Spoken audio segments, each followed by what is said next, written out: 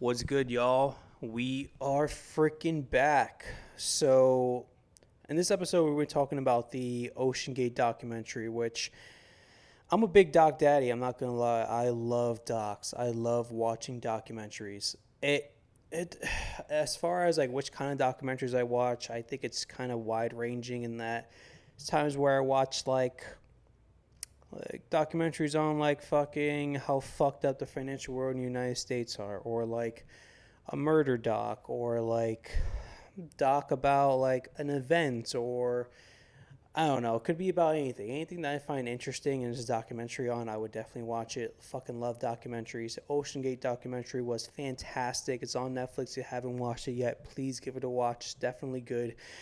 So if you were basically living under a rock during 2023, you definitely remember the whole OceanGate scandal, which OceanGate is like a submersible, if you will.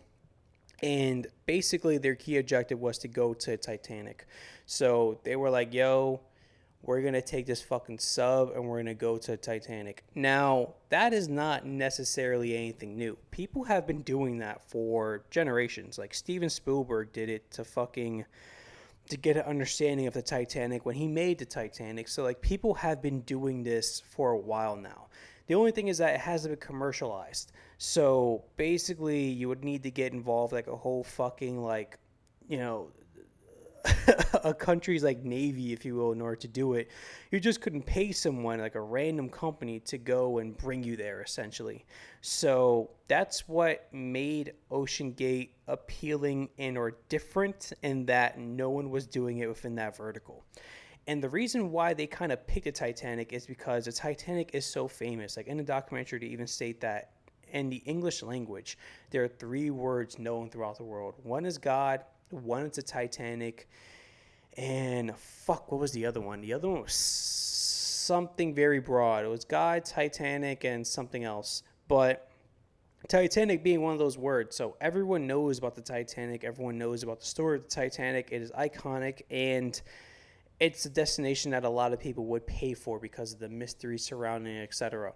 So this dude, Stockton Rush, which, yo, fuck Stockton Rush. He fucking sucked, dude. Like he was a terrible person, I'm not gonna lie. He was a terrible person for a lot of reasons.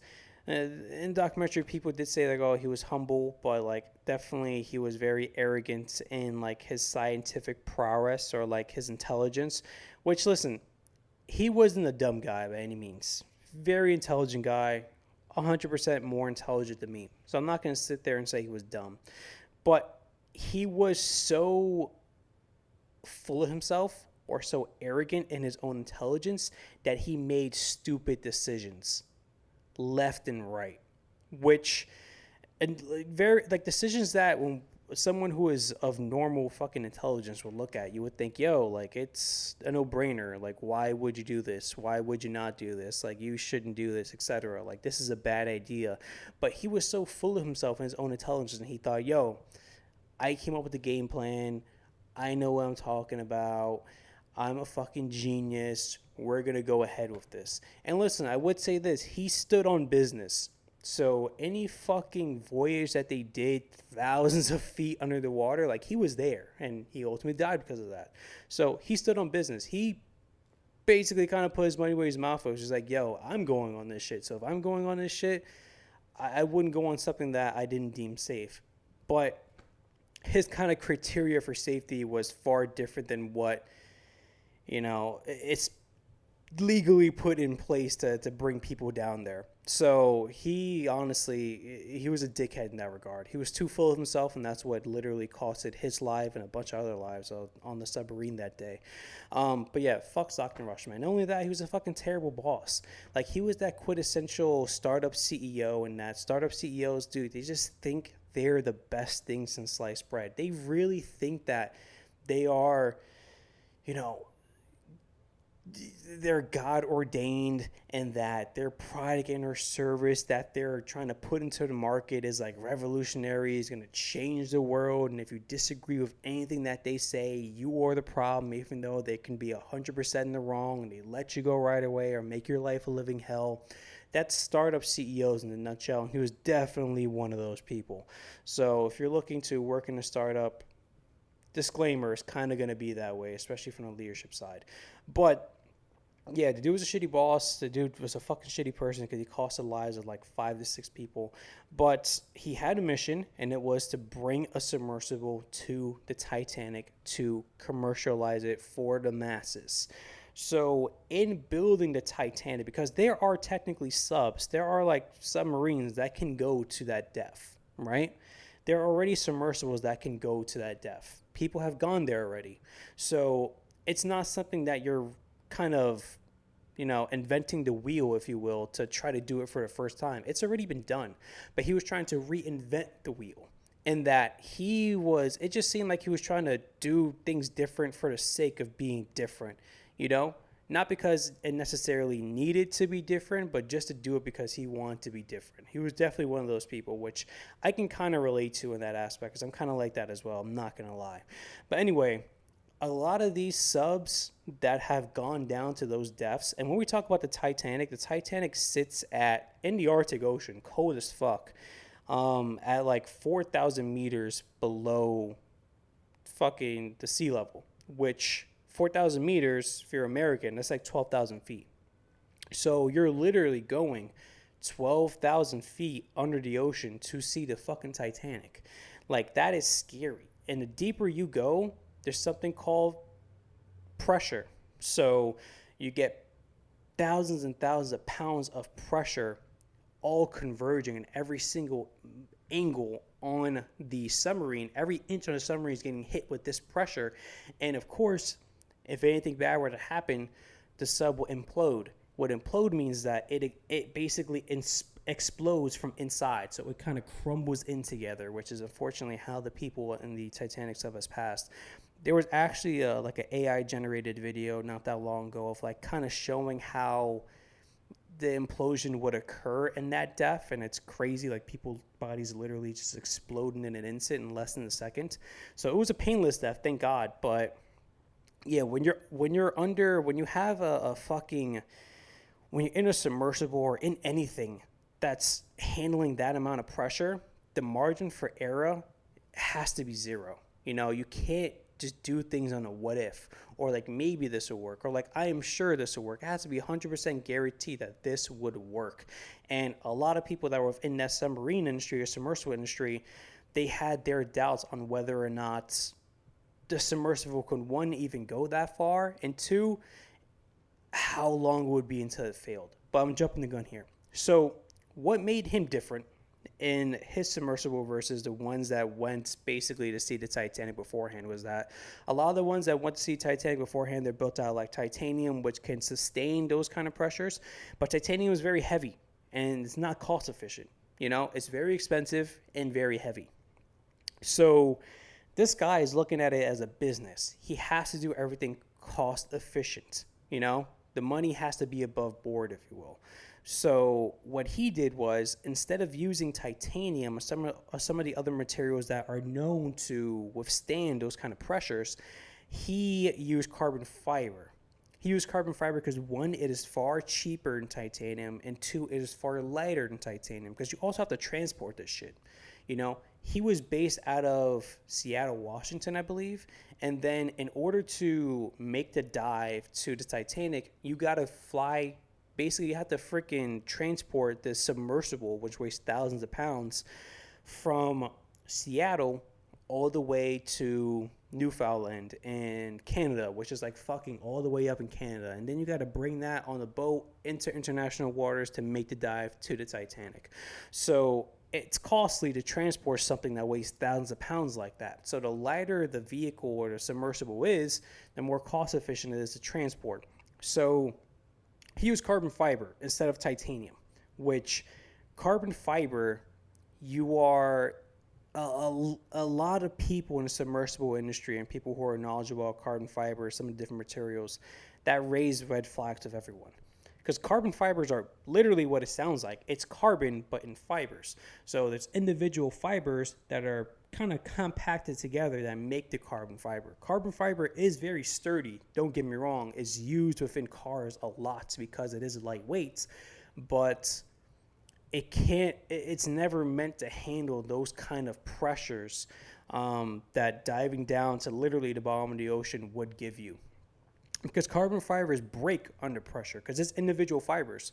So the individual fibers can break, and if you have enough breakage of the fibers, the whole thing is going to collapse.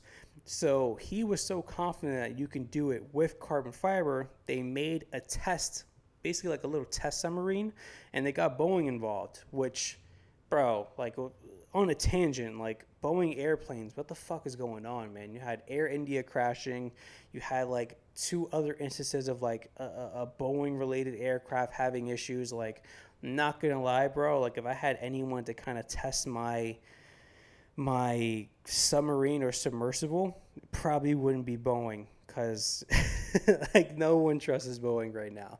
This is years ago, this is back in like 2018, 2017 or whatever. So this is not anything that's necessarily recent, but even back then, man, I wouldn't have trusted Boeing. Probably would have went with aircraft to see if they could test my shit. But anyway, I digress. So he gets Boeing involved. He wants Boeing to help design the submersible and to test the submersible. So they make basically a little miniature submersible, right?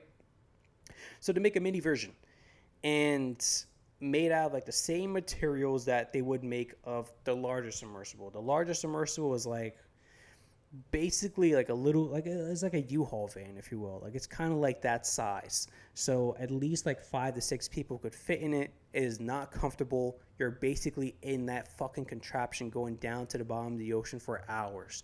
So it takes like 6 hours to dive down, then you have to come back up. So you're literally in that fucking death trap for like 12 hours on end, and there's nothing you could do. Like, you're fucked. Like, if something happens, you're irreparably fucked. There's nothing you could do. So he makes a test submersible.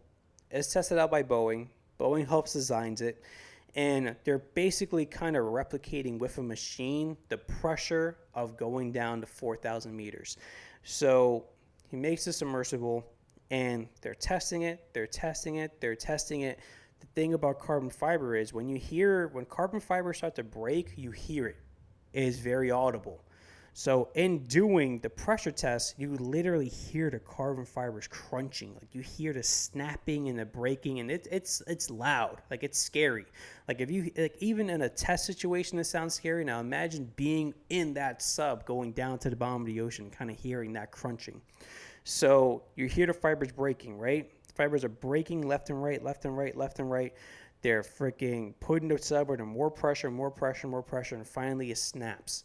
And the whole thing just implodes at 3,500 meters, which the goal was 4,000 meters. So it didn't make it, essentially. And literally, the sub was going to be of the exact same material of the bigger sub. The only thing is that it's a miniature version. So it's basically going to be a 1-to-1, just much larger. So it doesn't make the test, right? They don't do a second test, which is fucking insane. Like, the engineers, and this is Stockton. This is all Stockton. This is not the engineers. The engineers who are working at OceanGate, they're all like, yo, we got to do a second test. Like, we have to change this. Like, we can't, like this, it's showing that we can't make the dive with our current, whether design or materials for the sub. We have to make a change somewhere. We can't go down 4,000 meters, 12,000 feet to see the Titanic, because we're not going to make it as it is. So we have to go back to the drawing board, design another sub, do another test, and from there we can be confident in building the larger sub and not just have the replica. Stockton said, fuck all that. Like, it went 3,500. Let's just build it and let's make the dive. Engineers like, hold the fuck on. Like, what are we doing? You can't, and you can technically do this thing on your own. Like, you can have one person man it and freaking dive and do all that shit on your own, technically, because Stockton has done it. But, like, ideally, there's going to be people in that sub, too. You know, there's going to be people who are going to help operate this up. There's going to be, of course, a bunch of rich people paying to go see a Titanic. So, engineers are like, hold the fuck on, bro. Like, what do you mean? Like, we failed the test. We got nowhere close to our goal. We can't build this fucking sub. Like, it's not going to work. Like, we're going to die. People are going to die. And fucking Stockton was like, yo, if they die, they die, basically. So Stockton strong arms them to build the submarine. Boeing reviews basically the test, reviews the structure, reviews like the whole design of the sub. Boeing literally put Dawn dish soap in the basically like the door to the airplane, their emergency exit. They put Dawn dish soap on the emergency exit door in the airplane to make it more smoother instead of using like an exact kind of like oil that they're supposed to use to save on cost. So Boeing is not a saint in any regard. Boeing has done a lot of sketchy shit, and it's coming to light. So the fact that when Boeing reviewed everything, Boeing was like, yo, fam, don't do this, fam. Like, this is not going to go well. Like, we're not signing off on this. Like, we're not building this, basically. So, because he wanted Boeing to build it. Boeing's like, yo, fam, we're not building this. Like, this shit is going to fail. Like, it's not a matter of if it's going to fail, it's when it's going to fail. He's like, yo, this shit's going to fail, fam. We're not building this shit. Go find someone else who's going to build this shit. We do not sign off on this. This is a terrible fucking idea. Right? So Boeing is even saying this is a terrible idea. And if Boeing's saying this is a terrible idea, you really know it's a terrible idea. Not only that, Stockton had friends in the submersible industry, essentially, who built submersibles of their own. Granted, they're not diving to 4,000 meters, but they've built submersibles of their own. And other people in the submersible industry, like different companies, because different companies do stuff like this too, they're all saying like, yo, this motherfucker is retarded. Like, well, why is he building a sub out of carbon fiber? Like, that's not going to work. Like, under that amount of pressure and that depth, like, yo, you're bugging. Like, everyone was saying, yo, you're bugging, fam. Like, this shit is not going to work, bro. Experts, friends, other people in the submersible industry, other companies in the submersible industry were all sounding the alarm saying, yo, this is a huge red flag. But not only that, so his engineers were saying the exact same thing, because the people who worked at OceanGate, they were very established. Like, these people had multiple years of diving experience. They have previous submersible experience. They have worked in the Navy. So these are people who are knowledgeable about submarines, going to depth, etc. You know, it's not like they took a bunch of college kids, which later on they did. But in the initial stages of the company, they had a lot of credible people working on the sub, on the design and everything. And a lot of people had concerns, naturally. They're just like, yeah, man, like, we got to get this right. Like, there's no margin for error here. Like, we should do more tests. We should do this. We shouldn't do that. Stockton's just like, again, yo, build a sub, bitch. Build that fucking sub. And I'll take it down, essentially. Like, I'll make the test. So they build it, and after building it, they do the test. They do like a test around the Bahamas or some shit, because the Bahamas is like, due to rules and regulations and stuff, like, they basically just let you do whatever. So he's also doing a lot of sketchy shit outside of this. So, for instance, when you're in international waters, the boat supposed to have a flag, a country's flag. And the country is like kind of liable, if you will, if anything were to happen to the boat, if there was shipwrecked or anything along those lines. So, and like a bunch of other rules and regulations, essentially. So basically, the boat that took the sub into international waters did not have a flag. The person who was investigating the case after the implosion of the sub noticed that the boat that took him into international waters did not have a flag. Apparently, that's super illegal. Apparently, you can't do that. So he says in his 26 years of being like in that position where he investigates this stuff, he's never seen that before. Which, he's been doing this shit longer than I've been alive. Basically, up until that point, as long as I've been alive. So the fact that he's never seen that before, he was like, yo, that's on purpose. That is by design. They didn't do that by accident. They were trying to like escape rules and regulations essentially. Not only that, but there's testing or just like certification. What the fuck is certification? So this certification for these submersibles or just like any kind of boat or anything that's going on the water essentially. So, and the same thing happens for airlines. So for the airlines example, for airplanes example, if I were to build my own airplane and like gave the homies a lift and fly it with the homies, I'm fine. Like I don't need any certification to do that. The craft itself doesn't need any certification to do that. But once you start charging people to fly in that aircraft, you need certification, which is a third party goes in and investigates the aircraft essentially to see if it's flight worthy. And from there to give it certification so that anyone that is paying to be in that aircraft, they know it's worthy enough to fly essentially. So they have the same thing for boats and for submarines and that kind of stuff. So I forgot the exact certification you would need for submersibles, but basically, if you want to charge these fucking rich people to go see the Titanic, you need the certification. Stockton was like, yo, we're not doing a certification. He's like, yo, we don't need a certification. Technically, legally, you do. He's like, yo, we're not doing a certification. I trust my shit. I trust my experimental submarine. We're not getting certified. We're charging these people literally hundreds of thousands of dollars to go and fucking sink to the bottom of the ocean and come back up. Like, we don't need a certification. Which, again, like the original engineers and the original people that worked on the Titan submersible and worked in OceanGate in the beginning, these are people that have credible backgrounds, you know, who've been within that industry for decades. And a lot of them just threw up their hands like, yo, I want no part of this. A lot of people just started quitting because it's like, yo, what do you mean you're not getting certification on the sub? Like, you need that. Like, if we're charging people money to get on, you need that certification. It needs to be inspected properly. We already failed the test, and now you don't want to get inspected either. Like, yo, like, we're done. Like, we're not doing this anymore. Like, you're putting lives in jeopardy, and you can go fuck yourself, essentially. So a lot of people started dropping off.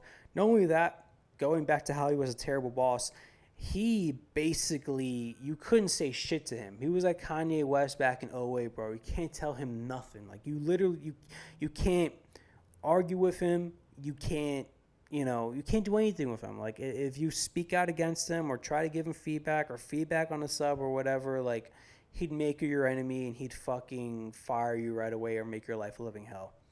So he was doing that left and right. With like a lot of the employees that helped built the sub essentially, because they had concerns, rightfully so, with the inspection and then certification, being one of them. And he would just, fire anyone who disagreed with him, which is definitely a startup CEO kind of ordeal. So they go to Bahamas, they make the dive. Somehow, miraculously, the shit didn't implode. So it worked out that one time, it worked out for them. So in working out for them, there's video footage of them making that dive, and you can hear the crunching of the submarine. So as he's going deeper and deeper and deeper, you're hearing you hear the freaking strands of the fibers of the carbon breaking, which is scary. Imagine sitting in that submarine, you're hearing that shit breaking essentially. So he did say that basically as like an extra precaution for safety, they put different microphones within the submarine at key points. So if they hear fibers breaking from those key points, they know the structure integrity is about to go, and they'll bring the submarine back up. It's all bullshit. It's all fucking bullshit. Because one, they ignored it. They heard it, and they ignored it. So they heard the crunching in those key points. They heard continuous crunching, and they ignored it. Not only that, once you hear those crunching in those key points, Bro, going back up to the surface takes hours. So you're still under enormous amounts of pressure, which can lead to catastrophe at any moment. So it was all bullshit. It was all bullshit to make the people who are going in the submersible feel safer, but it's all BS, man. So anyway, he would hear the crunching. He would call it seasoning, like a seasoning the hull, which is like, bro, what the fuck? Anyway, he made the dive alone. It worked out. Again, this is an arrogant guy. This is a guy that's full of his own shit. So once that test worked out, he's like, yo, it worked. Fuck all the haters. Fuck all of them. They don't know what they're talking about. Like, I know this shit. I run this shit. And I'm the big dick in the room, essentially. So he's like, yo, we ready to fucking put motherfuckers in the bottom of the ocean and bring their asses back up. So they do that. They start to charge people to go to the bottom of the ocean to bring them back up, essentially. And after every dive, you have to inspect the sub. You have to look at the sub. You have to look at the carbon fiber hull to see where are the breakage points, what cracked, etc. So after that first dive, I believe it was the first dive, they inspected the sub again, and they noticed that the sub had a huge crack in the hull. Huge crack, right? So, like, catastrophe could have happened at any moment when he made that dive.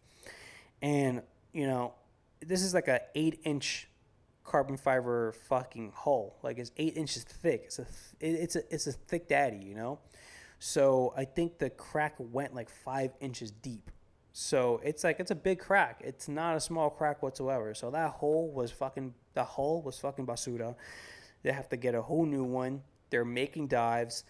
And the one thing that I think was definitely the most concerning was that oftentimes they kept using the same hull over and over and over and over again. Now, if they were to use a new hull every single time, a new carbon fiber hull every single time, still very concerning, but at least it's brand new. At least you're getting a brand new fucking spanking hull every single time, and the hull is basically the encasing. The hull is like what keeps the sub together. That's what keeps the fucking elements out, essentially. So that's what's going to be under the pressure. So if they were to use a new one every single time, still very concerning, but not as concerning. But they were reusing the hull. And again, when you're diving to these depths nonstop, dude, fibers are breaking. And when fibers are breaking, the structural integrity is giving.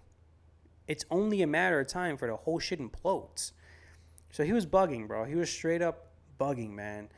And again, you guys should watch the documentary because you would see how much he was bugging. But people were fucking getting fired and they're quitting left and right. It got to the point where he's just hiring people right out of college, which is like, dude, if you're bringing people to the bottom of the ocean, you can't hire people without any experience. I get they may have the degree, but they have no like hands-on experience, and this requires hands-on experience. Like, this is not smart whatsoever by any degree. So he's hiring motherfuckers right out of college, people who've never really worked on submersibles before, just have a degree. And basically, I think he does like a few dives here and there, and again, like, occasionally, they'll interchange the submarines, change different hulls and that kind of shit, but a lot of the times they're reusing hulls. So in order to dive to the Titanic, to make that dive, it's not even guaranteed. Like, you can get there, and if the weather conditions are terrible, you don't make the dive. Because, again, this is like in the Arctic Ocean. Like, the weather is all over the place, like, it's very choppy. So if the ideal conditions are not met, you don't make the dive. And they will try to make the dive 9 times. And if they can't do it, then say, oh, yo, like, you're basically out of your money, essentially. So, it's not necessarily guaranteed, if you will. So they're making a dive. They had a few successful dives. And it got to the point where they make a dive. They just finished making a dive. You have to because they just made a dive. They just came back up, essentially. And they have to inspect the hull now to see if you can bring it out again. Because you have to see, after you just make a dive, yo, can we take this shit back down to the bottom of the ocean? Or do we have to swap it for a new one, essentially? So they were supposed to bring that to back to their headquarters in Seattle. They didn't do that because of cost. So they left it in Newfoundland, which is in Canada. That area of Canada rains a lot. It's very fucking cold. So they left it there, and they left it open to the elements. And apparently, carbon fiber cannot be left open to the elements like that. Like, one of the engineers is like, yo, the hull cannot go sub-zero. Like, it cannot freeze. You can't have that hull freeze, because the hull freezes, the whole structural integrity is gone. Like, literally, it's gone. Like, you can't have it out open to the elements. It has to be, we have to inspect it, and you have to at least put it away in the warehouse where it's not going to freeze. They left it out on the dock. They left the submersible on the dock due to costs. And it was cold, the hull froze, and that's what definitely led to the lack of structural integrity. And literally their next dive after that was the dive that unfortunately people passed. So, dude, it was just a shit show, man. Like, the documentary is really good. It really goes to show you that these motherfuckers are playing with people's lives. And it wasn't a matter of if the submarine was going to fucking implode. It was just a matter of when the submarine is going to fucking implode. No one trusted it. People in the industry didn't trust it. The engineers that worked on it didn't trust it. There's people that were working on it that shouldn't have been working on it, to be honest with you, due to experience. They were making hasty decisions left and right.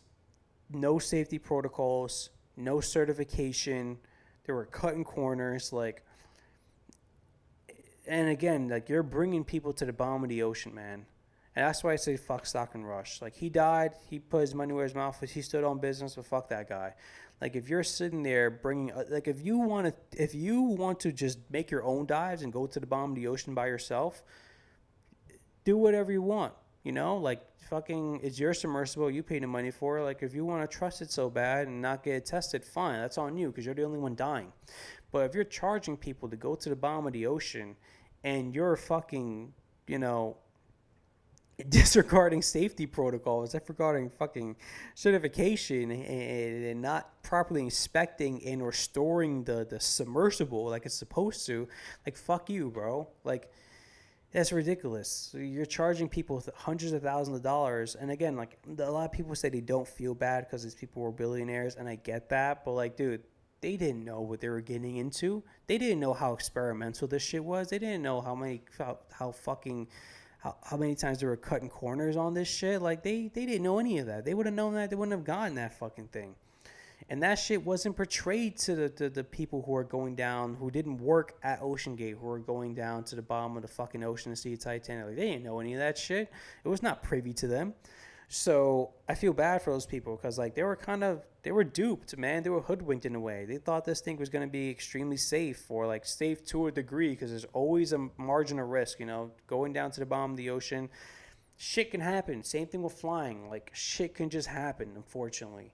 But, like, if they would have really known what was really going on, man, all that shit that was happening, they probably wouldn't have made that dive, dude. So, fuck Stockton Rush. Like, he was a dick, man. Truly. Like, he sacrificed his own life and 4 or 5 other lives just for, you know, because of his own hubris and his own arrogance. So, yeah, fuck that guy. But anyway, that's the OceanGate documentary. Everything that I talked about came from the OceanGate documentary. So if you got a problem with me or whatever, yo, take it up with Netflix, bro. Because I'm literally just saying what happened on Netflix. I'm not even adding anything. If I add anything, I apologize. I don't think I did personally. But you got an issue with it, yo, take it with Netflix. It's not on me, Chief.